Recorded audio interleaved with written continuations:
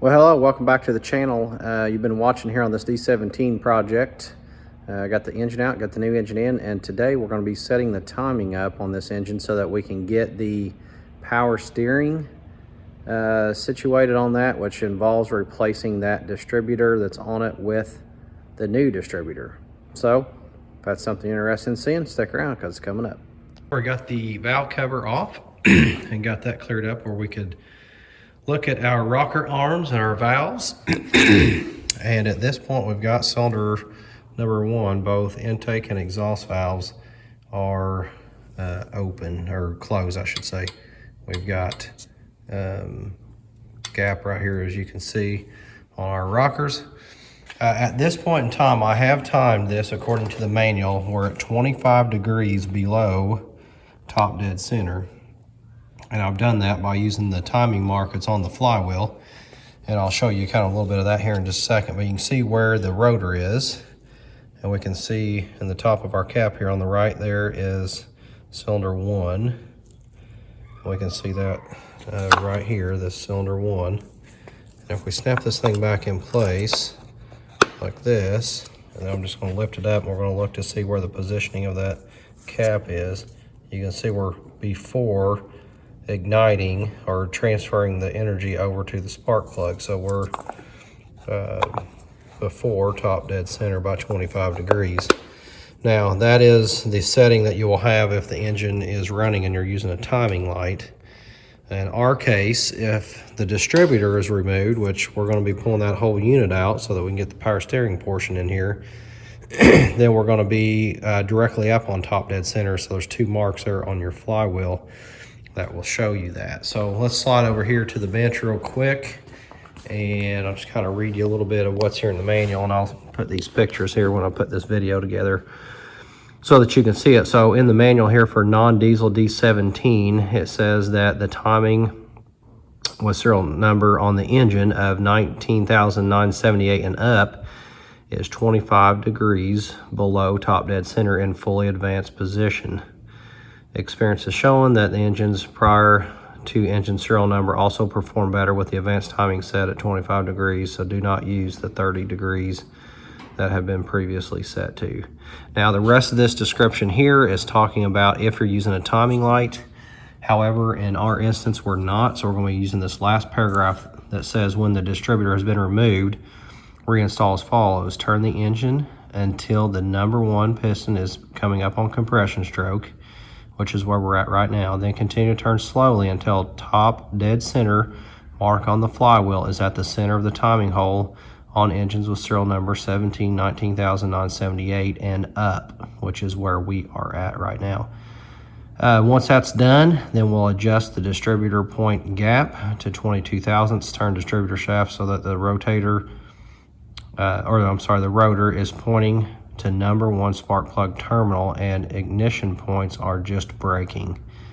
Then install the distributor shaft in this position. Then once you fire it up, then you'll go back to this rest of this paragraph here where you're using your timing light, and that's going to allow you to move that thing over to the 25 degrees below top dead center.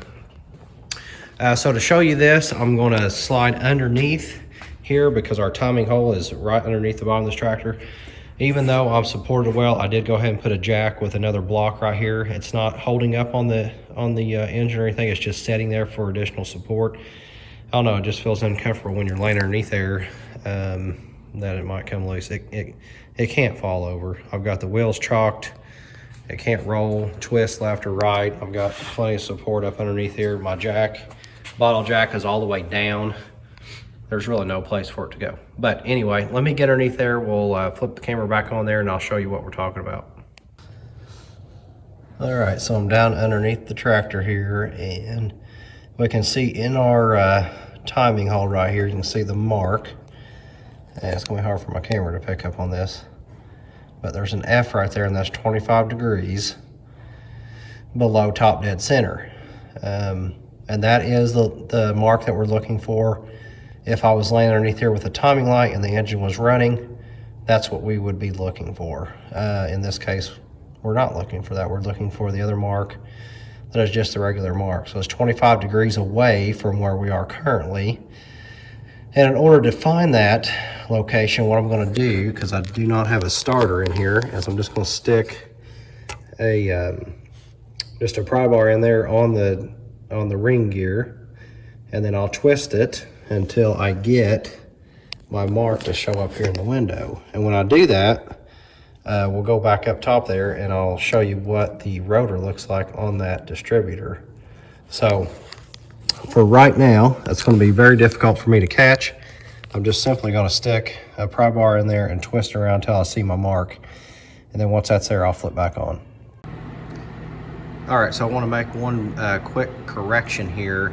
The timing window is actually right here on this hole that's on the side of the bell housing. It's not the one that's underneath that I've been referencing. Same process there that we were doing. Come back in here, and I want to find our timing mark that is exact top dead center. I'm trying to get you a good reference point here. Actually, I might be able to do it like this. Yeah. So you can see the timing mark on the flywheel, and then our little timing mark right out here on the outside of the machine. So I've got those lined up at this point, so we know everything is good to go. So we'll slide over and check out that distributor. At our distributor, and so here's our number 1. So if everything is in time, that's exactly where our rotor will be, and it's not exactly right on it. Okay, so it's a little bit just shy, not by much, but it's a little shy. So I'm gonna see if I can get a light in here. We should be able to see the top of our piston. That's just really difficult to do, trying to get the camera and the light in the same spot. But I do see it. Again, we should have both the intake and exhaust valves should be closed. So you got cylinder 1, 2, 3, and 4. And I think this goes intake, exhaust. Let me think here. Maybe it's intake, exhaust, intake, exhaust, intake. So we should be able to go to the intake on cylinder number 2, which is here. And that one is also in the closed position, that valve, which means the exhaust valve is open. And then we come down here to cylinder number 3, and we're gonna have the opposite on that. It's gonna have the exhaust valve closed, and then the intake, which should be here. Feels like we need to adjust them a little bit. It should be starting to open. And then I believe that was the, let's see, intake, exhaust, intake, exhaust valve is open. Intake valve is completely, or closed and completely open here on cylinder 4. So anyway, there's a procedure here if you're adjusting the valves that's in your manual. If I can find it real quick, kind of steps through that process. And it'll probably take me a minute to find it, but shouldn't be too far away here. Yeah, so we're looking at non-diesels, all non-diesels, number 1. So we got our exhaust valve and intake, exhaust, intake, exhaust. And you can see where they're showing that you can adjust your valves once you're up on compression. Then you can adjust both intake and exhaust valves on cylinder 1. Then cylinder 2, you can adjust your exhaust valve. Cylinder 3, your intake. And then what you would do is roll it over 180 degrees, I believe, and that's going to just reverse the entire orientation here, where you're going to have cylinder 4 is going to be coming up on its compression, and then you'll just do the other ones that you missed. And then that does each of your valves. Instead of having to roll it over and bring each cylinder up on top dead center compression, you can run through it pretty quick that way. So anyway, I'll detail that at some point in time, but that's, if you're ever wondering, that's how you do it. Okay, so at this point in time, we are ready to remove the distributor whole assembly here. It's really not gonna matter a whole lot. We know that when we put the new one back on here, that we're gonna be directly lined up with the cap. The rotor and the cap will be lined up for #1 cylinder because we're up on that top dead center location. So I'm gonna flip over to the time-lapse camera, I believe, and we'll capture this. I'll go ahead and pull this thing off, and then we'll get ready to install the new one with the power steering on it. All right, so I got 3 bolts out there as you saw on the time-lapse camera. Just gonna pull this whole mechanism out, like so. You'll have your governor and everything connected to it. So we are done with this one. We're gonna have the other one over here on the bench that I'm gonna use. So here's the one that's got the power steering unit in it. It's gonna slide in there, but I gotta replace this gasket right here. So I'm gonna clean that up, and I'm gonna clean up my surface right here, and then we'll be able to slot him right into place. So let me get that done first, and then we'll cut back in here and we'll go ahead and install it. All right, so I got my surface here cleaned up. I went ahead and put some of that automotive, or I'm sorry, some RV Permatex on here. Don't get too much of it. Got a gasket to go on here, but I just want to make sure that that thing stays in place and sealed up good.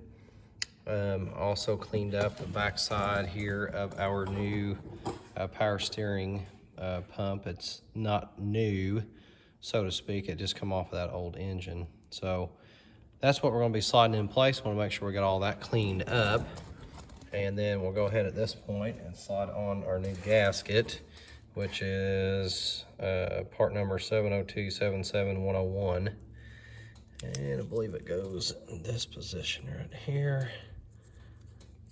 Just gonna make sure my holes line up, and they do. All right, that looks good. All right. Now I'm just going to simply grab our new pump and set him in there. There is actually that's going to pose an issue. I've got this little pin right here, and there's not a pinhole inside the gasket. So that's going to be a problem. So let me get that knocked out real quick with a punch, and then I'll flip the camera back on.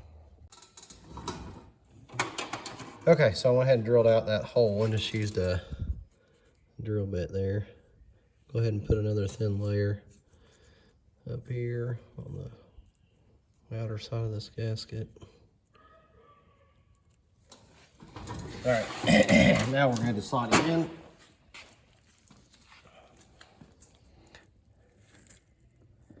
Line it up.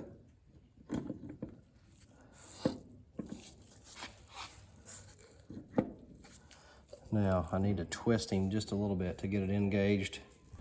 There it goes. All right. All right. It's gonna take your time. Go ahead and put this back in through here. Really need to get me a lock washer real fast for that. And on the inside here, I've got this other bolt that goes in. I remember on that other engine, this was real fun to get out. So hopefully I can get him started here. Feels like I got it started. Grab a lock washer. All right, so I got my hardware tightened up here. I went ahead and cleaned up this surface where the distributor sticks down in there. And next step is to put the distributor in, and then we're going to time that up accordingly. So what I want to do, I want to make sure that the Delco serial number tag is facing me. So I'm going to go ahead and twist around the rotor to cylinder number 1. We got to look to see how the cap is going to lock in here too. So let me just set this up. We're going to start out like this first, and then we'll make adjustments. So we'll put it down in the hole. Don't really care about where it locks in quite yet.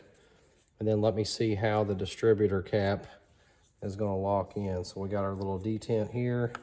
So it's going to twist a little more, which ends up putting cylinder number 1 according to this cap, and you can change this if you want to, straight back. So it's, let me kind of get you a better view here. It is straight back from the serial tag. So right here and on the back side we're locked in. Right back here is our cylinder 1. And that's fine with how that is. Let me take this off and let's just look at our points and see where our points are. Here is the terminal to come in, so I know my points are going to set right on this side. I want to make sure that when I put it in here, it makes sense for me if I need to do any kind of points replacements. So let's pull the cap. Now there's the points, easily accessible.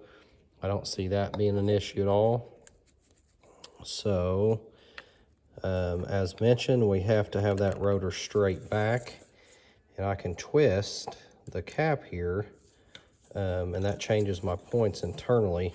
But what I need to do is I need to lift up, pull this out. I'm holding my rotor up here.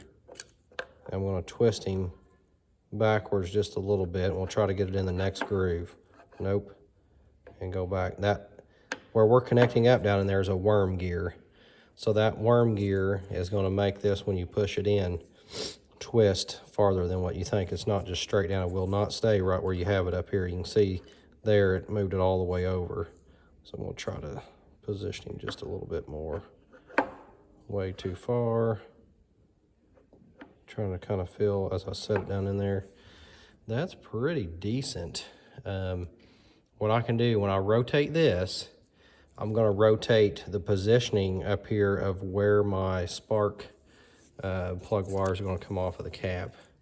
So we know directly in the back. Let's lock this in place. So we know that we can twist, and our rotor is going to stay straight in the back. Even though this whole assembly is turning, my rotor's straight in the back. I like that because I've got my serial numbers tag sticking straight out here. However, over here I'm not too fond of where that connection point's going to be here. So let me see here. It'd be nice to have that thing more like that. That's where I would like to have him. So if I'm going to do that,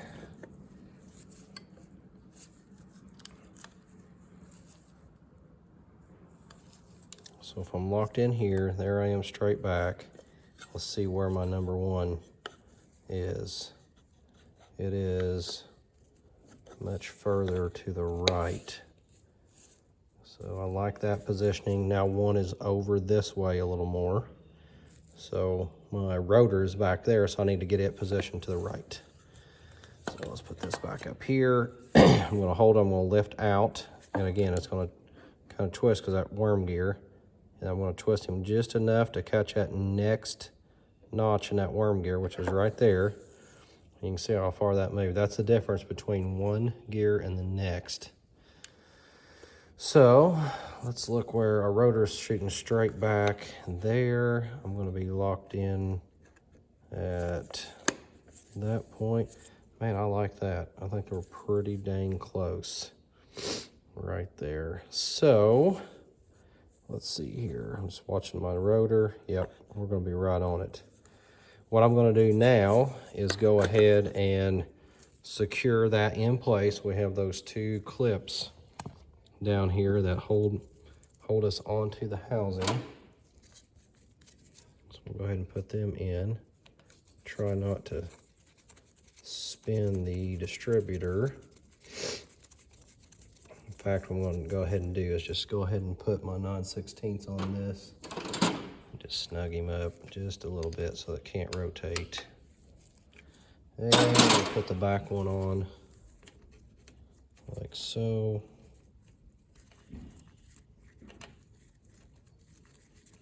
There we go. All right, so that puts me in a really good spot here for my power to come off of the coil right in here. The other one was twisted a little bit. You can tell that because my wiring right here is older and it doesn't want to adjust. But that's that. All right, 9/16. All right, one last step here. We'll go ahead and pull the distributor cap back off of here. We need to set our point gap. In order to do that, we're going to pull our cap off where we can see our points. And where we're at on the timing aspect of this is with the rotor pointing to the number 1 cylinder, like we've got it set right now, we need our points to be where they are just breaking. And in order to do that, we're going to have to loosen up a couple of our bolts down here that we tightened up. And we're going to bring this cap around so that we're on one of the rises here on our shaft. And what that's going to do, that's going to open up our points. And you'll see it, they'll just open up like so as we ride around here. So just going to put that rotor back on there. You can actually see when I twist this, that we're not very far away from where we need to be. So let me loosen these up down here, just kind of off the camera.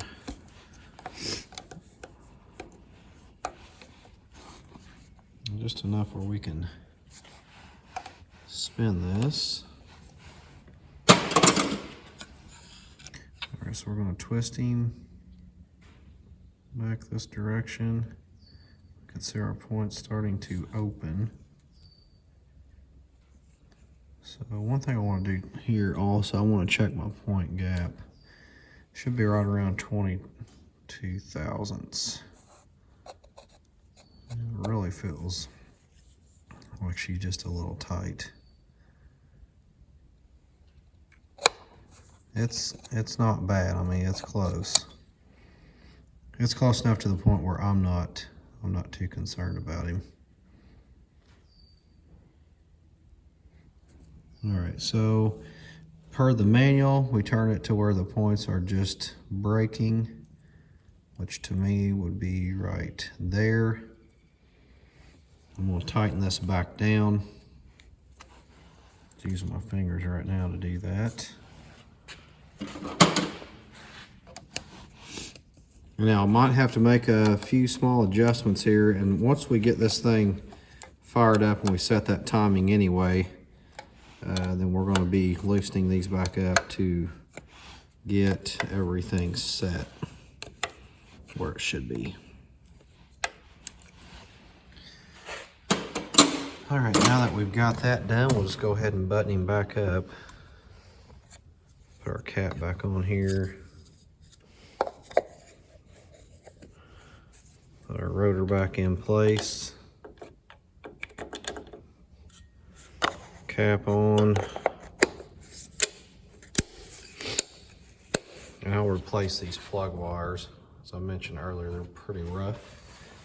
I've got some new wires there on the shelf that I'll use. And of course, stick my spark plug back in there as well.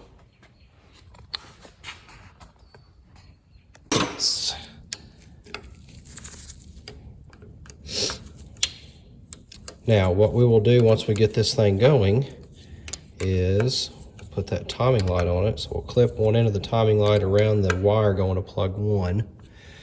And we'll go down underneath here to where we set up our timing on the flywheel, down here in the bottom, right underneath the center there. And then we'll turn the timing light on. When number 1 cylinder is getting a pulse from the points, then it will ignite or turn the light on, illuminate the light, and then we should be able to see that mark on the flywheel. What we will do as that thing is going, we'll loosen these up, because remember, we want to be 25 degrees below top dead center. So we're going to twist the distributor just a little bit, and then we'll see that center mark on the flywheel change, and we'll see the F25 mark start to come into the window.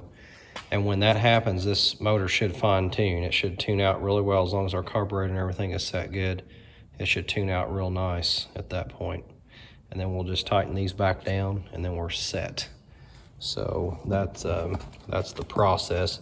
Obviously, we're not going to do that on this video. We're just getting everything set up so that we can get to that point. If you look in the bottom of that cap, there's some, looks like some mud daubers somehow got in there. But I'm going to go ahead and just clip this thing in place right now. Okay, all that looks good. Here's our number 1 plug wire. This thing is going to get new plug wires, man. These things are just hard as a rock. So that'll go right into there. Yeah, should be in pretty good shape. Okay, so that is going to conclude this video. I'm not sure how long we end up going here, but got a lot of good content here. If you are, for instance, going to add power steering to a machine, or you just got a motor that you want to check your timing on or whatever, this will give you the process to go through in order to do that. Looking at your timing on your distributor, where your intake and exhaust valves are at, how to find your timing marks and things like that on your flywheel. So anyway, that will wrap it up for this one. Thanks for watching, guys. Stick around, there's more coming up. We'll continue working on this D17, and eventually this thing's going to be running and we'll be driving him around here. So stick around. See you next time.